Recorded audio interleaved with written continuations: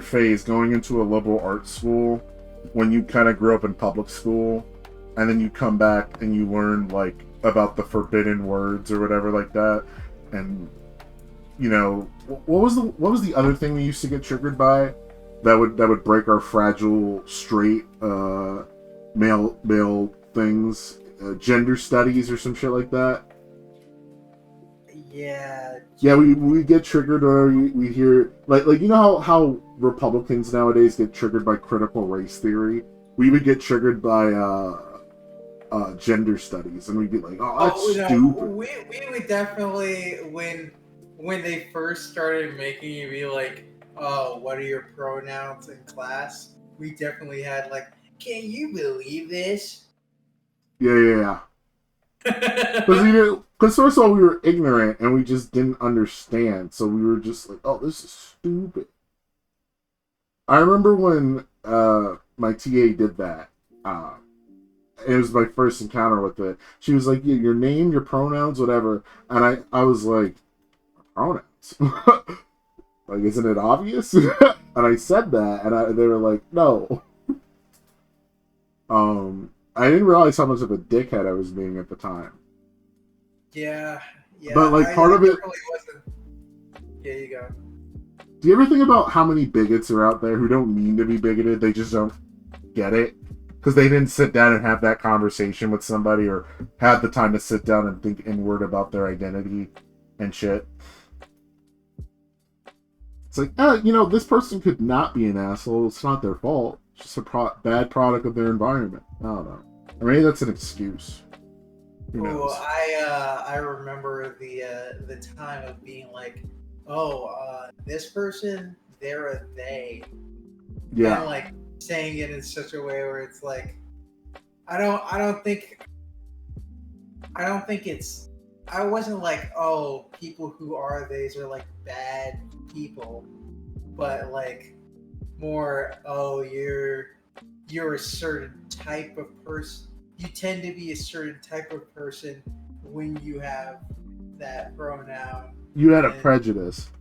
yes, Um, for sure. Um, oh, this person, they're a they now. I think I remember what radicalized you so much was you were in some comics class with a certain student. I don't remember their name by any means, and I'm not going to dox them, but I just remember they would say a lot. Didn't they try to get? They got some. I don't know which comic teacher it was. He's 80K, they got Bone Steel fired. yeah. Bone Steel's the teacher. What did he even say? Oh, what He did he? he, uh, he was talking about history class, and he was like, oh, he was talking about some problematic thing, but he wasn't like saying, he wasn't like agreeing with it. He was just doing like the Huckleberry Finn thing, where he has to like say these words because that's what fucking the terms were. And then somebody got mad at him, and he's like, "Oh, I don't really understand this. I'm sorry. I'm still an old fucking man. I need to catch up, you know." And then Yeah, they like, and then they trashed his car and then reported it to the police or something, or well, they reported it to the fucking principal or whatever. they trashed his car. I didn't hear Yeah, about yeah. that. They fucking like they. I think they vandalized his car. I'm pretty sure. Him, Oh wow. 80K and Caroline. I'm not gonna say the Yeah, last name. those are definitely some bad actors. That definitely didn't represent the group very well. Um, because obviously people like that aren't a monolith. Like gender, queer, fluid, whatever people. Um, and I think when that happened, it caused like a negative percent because we all loved comics and we loved comics class, we loved Bone Steel, and we loved being able to draw all day and being with a teacher who's like, "Oh yeah, you can draw for a living," and then having anyone, whether it was them or not, just anyone kind of try to disrupt that ecosystem that we garnered for ourselves freshman year, we saw as the enemy. Like if someone was trying to do that to Paul Paul Nudd or like Tulfeek or Aaron or any of them, I feel like we'd be just as upset because of what those teachers. Those, I think those were some of the best professors I had at SAC because they they were not only were passionate about drawing and cartoons and knew they were very technically skilled, but they were like, oh yeah, you can just do this forever. And people who say otherwise, fuck them. Because there was like it was 2016. It was a very politically turbulent year for obvious reasons, and at a liberal arts college, there was this idea of not censorship, but like political correctness, where it's like, hey, don't say that thing that's offensive. You're offending a marginalized group. And like we were like, okay, but if you say that, if we can't say this, where do you draw the line for free speech and this and that? And obviously, there's a difference between hate speech and free speech, but obviously it was just a very turbulent year. People would get like upset over every little thing. This is the same school where like after Trump won and all those riots and stuff were happening, people just like would go to class just to cry and have like a little pity party. Yeah, I told you how that one week I just didn't go to class and I missed nothing. I probably should have done the same thing or whatever. I wasn't trying to protest, and I wasn't trying. I regret. It's weird. Like I regret that what I did because it was very out of character for me. Because you remember, I was the kind of guy that was like, "Hey, don't cut class to play video games." Guy. So when I cut it to play video games, I felt bad, but at the same time, I wasn't upset because it was stupid. Like every class I would go to, people would just go and be like, how could something like this happen in our modern democracy? People were just so anti-Trump and kind of blindsided to like the post-Obama era, and they were under this like liberal idea that's like, we did it, we stopped racism, it's over, and bigotry and rich old white people in power who say offensive things to offend people, it's over. And then when Trump got elected and he said grab him by the pussy and still won the election, I think it was like a slap in the face to a lot of these liberal students because they, you know, not to quote the song, they started living in the real world and the reality of it hit them hard. I mean, obviously, you know, Trump's an asshole and his administration and his followers, I wouldn't even call them like voters. I think there's a difference between a voter and a cult follower. They attacked the Capitol. They lost their right to be American citizens when they attacked federal property. It's weird because it's like, yeah, everyone in college was being a big baby, but at the same time, it was slightly warranted. That was a weird year. It was a weird year because America... Because it wasn't just blue states protesting the presidential results. Remember when, like, the UK and France and everyone had little moments of silence for the US and shit? Yeah, like they dropped a bomb there. Yeah, and it was just like, what the fuck, guys? Like, yeah, okay, we get it. You don't like the guy, but, like, still, we're the United States. We'll get... It's not the end of the United States. And a lot of people were pretending like it was. Or not pretending, but they were overreacting like it was the end of the United States. I don't know how to explain it, but... I think we came out of college a lot more tolerant and a lot more... I remember coming home and the people would talk about the way I talked was different. And I'd be like, what are you guys talking about? I'm talking the same way. It's like, no, but like, you're different, man. Art school changed you, man. Like, you're super prissy and sensitive all of a sudden, man. It was liberating in the past where you can just watch a show and not like have to worry about the implications of it. where you're Yeah. watching Edda and Eddie, and you're like, Because oh god damn it! Now I'm like looking at the Kinker sisters, and this is basically like raping guys is funny. That's the joke with them. That's fine. Because I love the Kanker sisters. They're hot. Marie Kanker and her Bluetooth. Yeah, or Bluetooth. And I'm like, I mean, Ed and Eddie's still good, and blah blah blah. This is like, it was a different time. God damn it! I just wish I didn't like have to know about that. Or like when they're making fun of Johnny and they're like, oh no, they're making fun of Johnny because he's slow, and probably because he's black too. Yeah.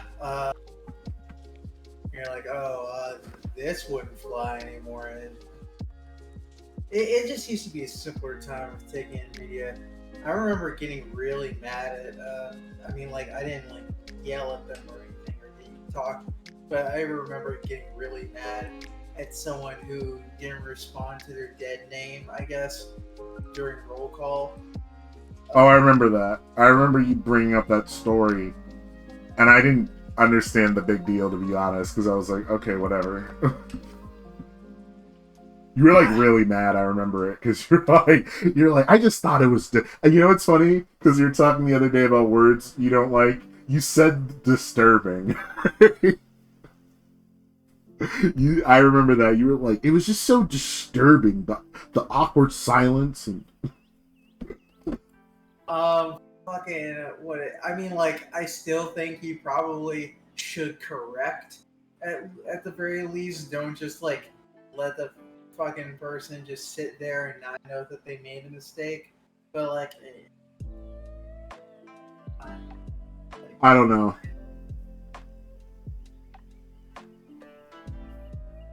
I remember I was a little insensitive when it's fucked up. I don't remember their name actually. This is fucked up. But one of our fellow animation students passed in a car accident. And they used they them pronouns, and in their obituary they used she her, and everyone on Facebook got mad. They're like, what the fuck, blah blah blah, fuck this the author, they're an asshole, da da. And I'm like, guys, I think we're getting mad about the wrong thing here. Our friend is dead. And you know, like, I think I was being a little insensitive because I was turning something tragic into something political because I didn't know how to deal with a death of someone that I knew, because like I hadn't experienced that yet. Well, actually, they were turning something tragic into something political. Yeah, but at the same, but like I understand what they're coming from, because look at it this way: that was very important to that person's identity, and they've mentioned it several times. I get being mad at it. I don't think. I mean, I understand. Like, it's not the most terrible thing to be like, okay, but can we like? I mean, like, people can do whatever, but it's just like, yeah, maybe we should focus on the fact that this fucker's fucking dead.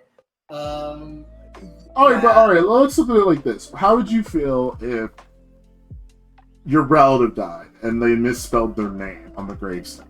It's permanent. It can't be changed. It's just spelled wrong. They missed a letter or something. How would you feel about it? Not good.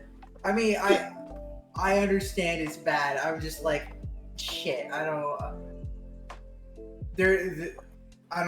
really know where like. Am I really in the fucking mood to get to? Would I be in the mood to be mad over that? I don't know.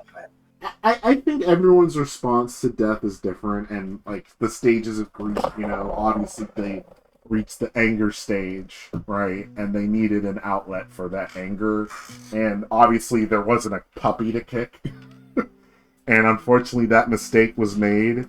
I don't think it was an intentional mistake. I think it was just like poor insight on the person who wrote the obituary. Not doing like enough research or whatever. But yeah, I mean, they probably didn't know any better. It's just like, oh. There is an outward appearance. There, easy done. Yeah, but it's hard to do that based on like objectively. It's easy to objectively, like, through hindsight, be like, you guys overreacted, but then at the same time, it's like, I sympathize where they're coming from, and, like, also their friend just died, so, like, yeah, I'd be upset too. Yes, yeah. I get it. I understand the mistake was made, but yes, I get every side. It's not like we're looking at it rationally. It was an irrational reaction because death, those emotions aren't rational when you're responding to a death like that, especially when it's a friend.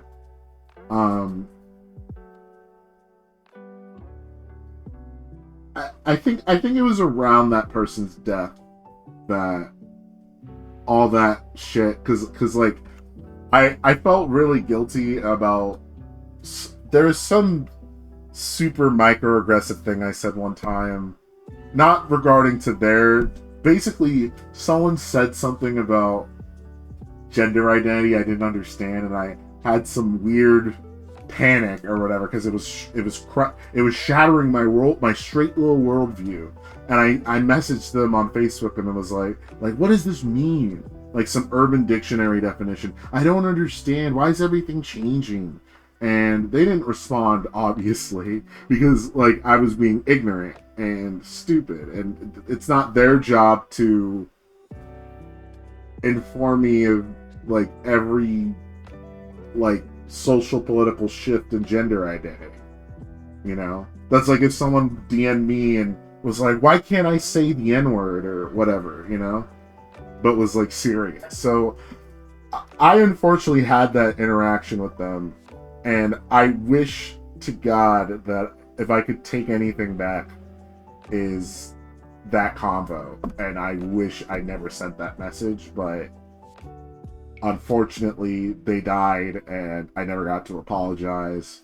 And it's so interesting how you don't think about things like that, like how words can affect others until, you know, after they die. So I think after that, I really took to heart, just like, you know, at the end of the day, these people aren't hurting anyone. They're just trying to express themselves, and how can I take that away from them? So, yeah. So people from Jersey say, "Oh, you came back and you're so soft, and you're careful about the things you say and hurting people's feelings. What happened to you, man? You got liberalized or whatever." You know, it's fine. Say I got liberalized. I don't really care. Yeah, that's right, Omega. Put it on the web. Make sure everybody timestamps your ally feelings. My ally feelings. Remember when we get mad about people saying the word ally? I don't know. Oh, maybe that was just a me thing. I used to get upset when people would say ally.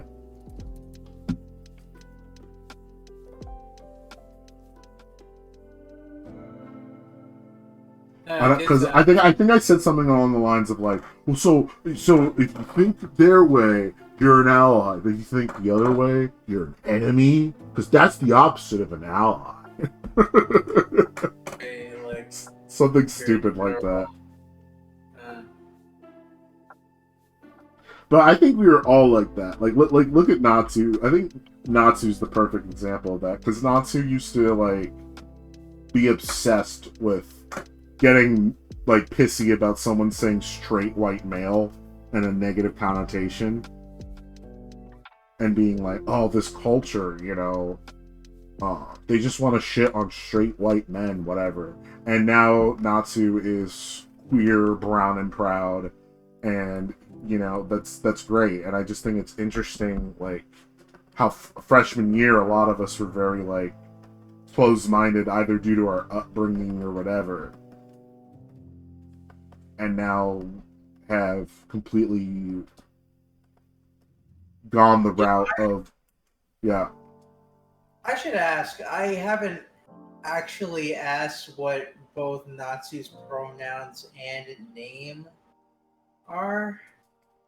it's from my understanding, it's they them, and it's their name is just Nat now. I still say Natsu for old time's sake. Cause fucking, what is it? Sam will say Sunny sometimes. Well, Sam told me that he'll say Sunny because he didn't. Well, he was saying Sunny from way before that because, that's when they had the YouTube channel End Sunny, and he started saying Sunny. I'm like, what happened to Natsu? And then because I asked him about it in person, he was like, oh, I don't know. I kind of agree with Monica, guys. Like, I don't like Natsu as a name. I think it's bad. Like, it's like how like Monica would very adamantly never refer to Natsu as Natsu and only say Alex. And Sam was like, yeah, I kind of think Natsu's cringe too. I'm like, yeah, that's the point. And he was like, no, but like we're friends now. I think I should say like a mutual title of respect. And Monica, I was like, oh. Monica will only say Kakarot. You're right. Yeah, like that. It was like Kakarot. Yeah, and so that's where Sunny came from. But like, their name is Nat.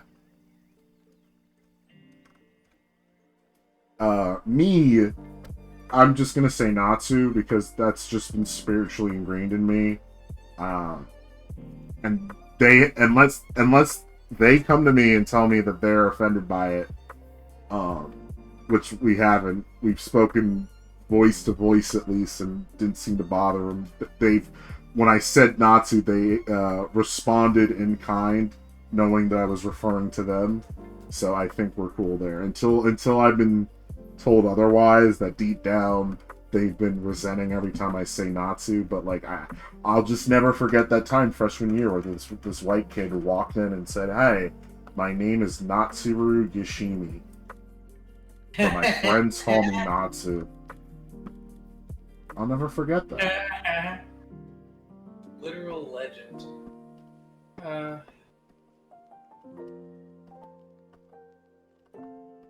You know, fucking Sam's got a mohawk now. What? Oh yeah, I think he told me about this. He told me he's growing a mohawk, and I was like, what? He was like, yeah, it's time. He said he got sick of having long hair.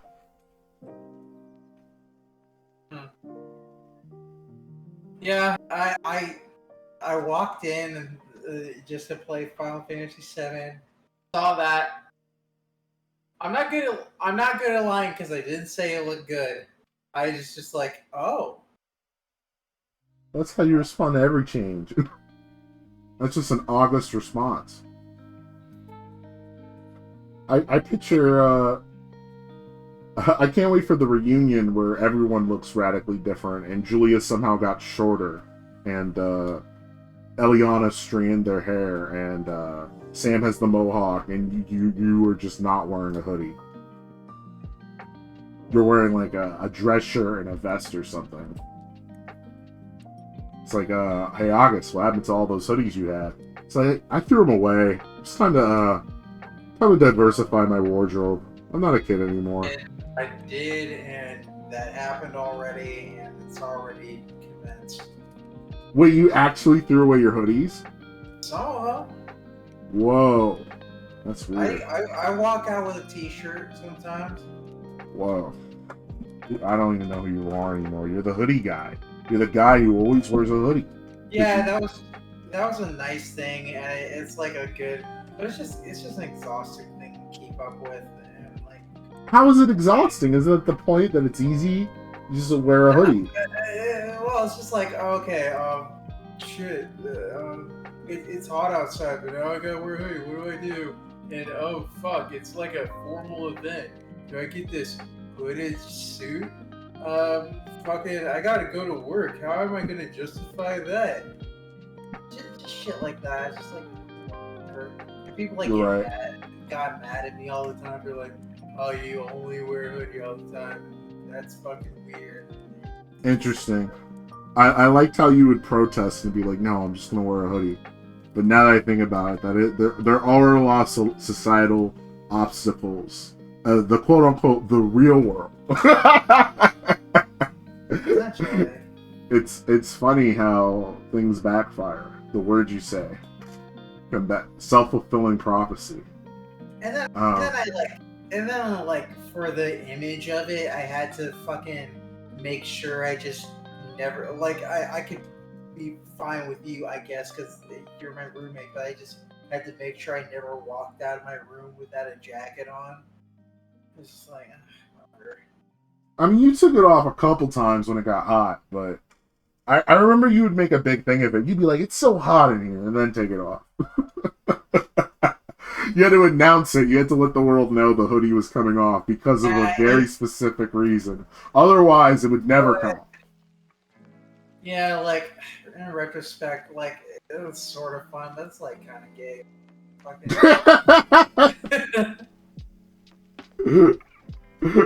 For the viewers who don't know, we're both queer, so it's all good. You can say it all day. Don't ban me, Twitch, please.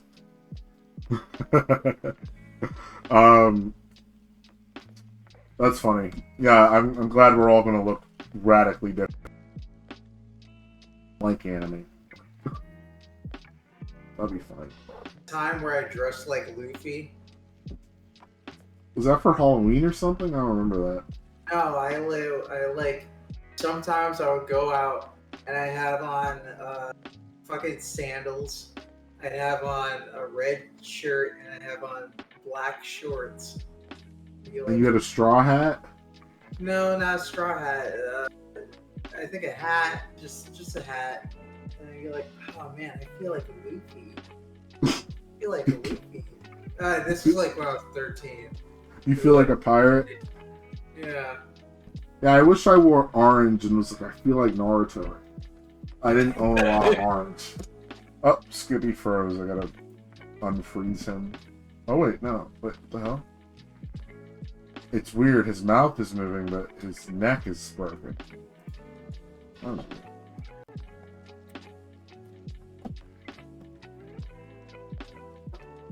Let's see.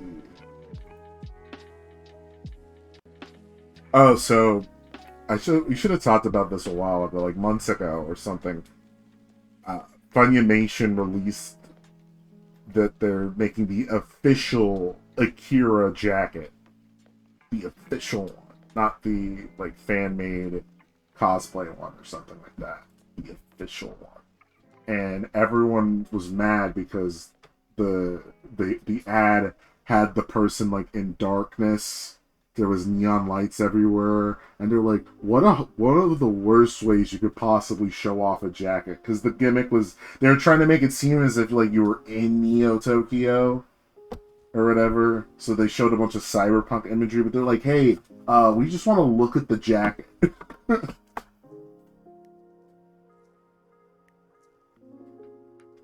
Yeah, I should definitely get that, and then I'll complete my biker fetish, and my Akira obsession will come full circle, and I'll just be Kaneda. Spend all fucking day trying to do the slide. Just keep falling off the bike, yeah. What is this, a science classroom? Oh, I love that line. I also like the one from the first dub where it's like, whoa, this isn't Chemistry 101, man. Like, you go and you watch the fucking, like, the sub version, it's like, oh, that's actually just what they say. That wasn't, like, some sort of weird localization thing they did to fill time. No, they just... Yeah. What's the science classroom? That's pretty cool. I think one of my favorite lines, but is also one of the saddest lines, is when Yamagata is like, because their teacher didn't show up or something, and he's just like, where's my teacher? He'll drag his butt in here. What about my burning desire to study and learn a vocation? And I was like, oh my god, I forgot that these kids live in a school system that's completely fucked. And they have... And the small little bit of resources they have to their disposal is learning how to be engineers and fixing up bikes. That's like the only possible feasible ways for them to be upstanding members of society. And this school can even do that. So that like sarcastic joke about Yamagata caring about learning was so sad because he's actually serious and everyone thinks he's joking, but he's not. He loved motorcycles. He had a burning desire to learn that vocation. Also, other classic lines such as "Discipline! Discipline!" I went to a convention once, and it was like a panel where like a comic artist would talk about like how to start your comic or whatever. And in his PowerPoint, he showed the clip from Akira where it's like discipline, discipline. He's like, you guys need a picture that guy's standing over your shoulder as you draw. I was like, he's right. He's like, has anyone seen that movie? And I'm like, I love that movie. He's like, oh, cool. Someone's seen the movie. I think I'm head on for now, but you have fun. Oh, yeah, no problem, August. Thanks for coming through. Wait, did we go through the entire list of topics you wanted to go through? Let me fucking fire off. I'm a Hero, decent. I don't know. I'll talk about it more when I'm done. Star Wars anime is coming out tomorrow. I think. Okay. Or it's already out. Maybe you'll like that. Webbed, cute game. Ted Lasso. I watched the show with actual people in it. Good show. In Patience, I've realized, like, sat down. I'm playing through Final Fantasy VII Remake with Sam, and like, I always pictured him as like the action first, plot later sort, because I don't know, that's just what he looks like, and I think I'm smarter than I probably am. He puts off that skater energy and all that sort of shit, but like, when I'm realizing, oh no, I'm the one who just hates all sort of plot in games. Whenever there's like any sort of lull in it, or like I can't skip a cutscene, I'm just like very frustrated, and I'm like noticing all the points where it's just like, oh, why did they make me walk to the? Why did they stop the cutscene and then make me walk only to go to another cutscene? Why did they just fucking have a full one and just not waste my time? Blah blah. Yeah, that I could have told you that shit. You were the guy in D&D when Sam was dungeon master, and he was and I was asking for like the lore on the demons that we were gonna fight in the next boss fight. You were like, fuck it, where are they? We're gonna go there, we're gonna fight them. Great. And then Sam kept saying passive aggressive, he's like, you know what, August, if you just want to fight all the time, you could just play Warhammer. This is a role-playing game, or role-play. We're trying to get to the goddamn thing in like what, 3 hours or whenever before. Yeah, but what if I asked the right question about like the demon, and we could have found out it had like a special weakness to copper or some shit, and then we all went to the local weaponsmith and bought copper weapons and defeated the demons way more easily. Well, people just fucking lollygagged a lot in that. They gotta. I mean, like, it's friend thing. It's like lighthearted. So yeah, sure, get off on tangents. But we like get distracted so often, and then just not be able to do shit. And then we like, oh no, I have to go now. It's like, well, if we win a little bit faster, we could have actually finished the fucking like story of the night. August, as someone who's a One Piece fan, you should know more than anybody. It's about the journey, not the destination. I watched One Piece. That was like my gateway or whatever. But I've watched so many more fucking good shows that are 20 times shorter than that. I respect One Piece for what it fucking is, but like, is that my favorite? Fucking God, no. Absolutely no. Okay, Jesus. Probably the best of the big ones, sort of, but even it is just like a 7 out of 10 generally. You got a lot of anger in you, August. A lot of spite. Yes, I do. You know what? Absolutely fucking And I think you take it out on these action games. I think you just want someone to beat to a bloody pulp, and that's what these goons in these games represent to you.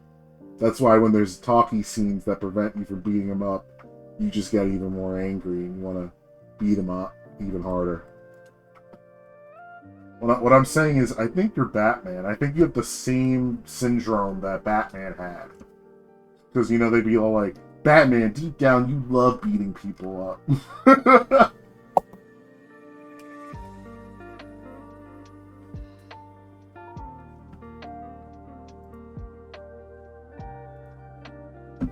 Well, everybody, that was my friend, my buddy, former roommate, August the Roy.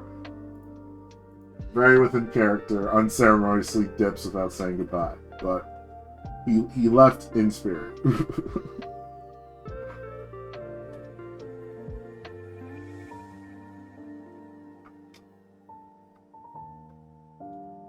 Actually, I just remembered. Wait, you came back. You left. You know why? You know why I fucking rushed? Because you were like, oh, 10 o'clock's my bedtime or whatever. So, yeah, we literally would have you for like an hour around before you had to go.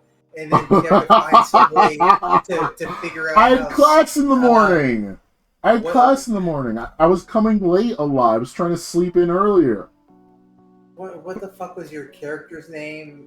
Not Skippy. It was Skippy. That was... Every time it was Skippy. Okay, we had to fucking figure... Oh, yeah, Skippy fell down a well, I guess, and now he's just not in it for the rest of the thing. Every fucking session. That's why I rushed, amongst other reasons. But, yeah, so it's my fault. It's my fault. It's not because of your impatience. It's because of me. Okay. www.com/AugustLeroy. Find me there. Subscribe to my YouTube channel. Ring the bell for notifications. I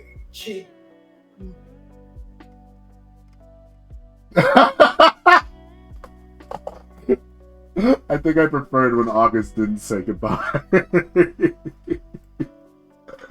He really left and then came back to yell at me. Well, that's friendship for you. Who needs enemies when you got friends like these?